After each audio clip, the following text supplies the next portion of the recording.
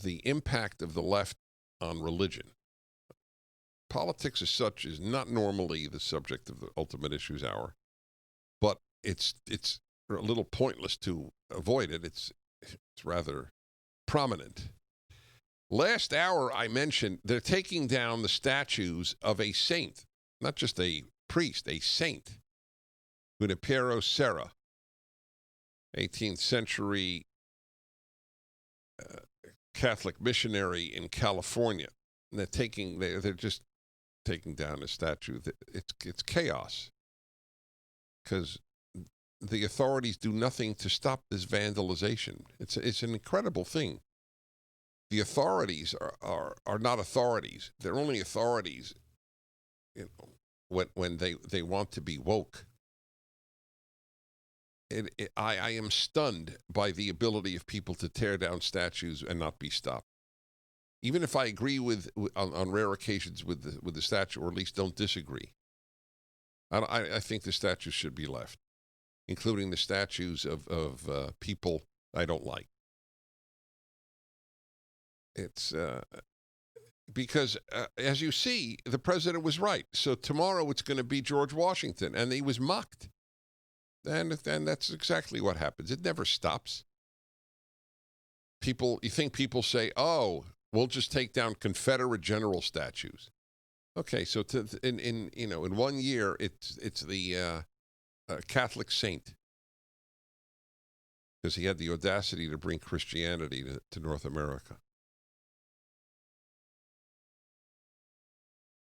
So I was reading to you that in the city of Ventura, they want to take down the statue of Father Serra, or Saint Serra, or Saint Junipero Serra, and one of those signing the letter was a Catholic priest in the city of Ventura, California. A Catholic priest wants to tear down a Catholic priest statue of a saint because the guy's woke. So this guy marches to the beat of the left. This is now the norm in mainstream Protestantism, mainstream Catholicism, and mainstream Judaism. Mainstream meaning not Orthodox. The Orthodox are not exactly out there fighting on behalf of God and Torah, which is my problem I have with them. But at least they're not woke. Why did no priests, rabbis, or ministers get on the internet? I mean, everybody can have a big voice now. Why didn't they get on the internet and say the Ten Commandments says, "Thou shalt not steal"? Every one of you who is looting is violating one of the 10 most fundamental rules of civilization. If you know a priest, rabbi, or minister who put that out in public, let me know. Or what are they? Are they afraid to do that?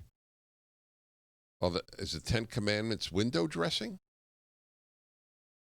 1-8-Prager-776.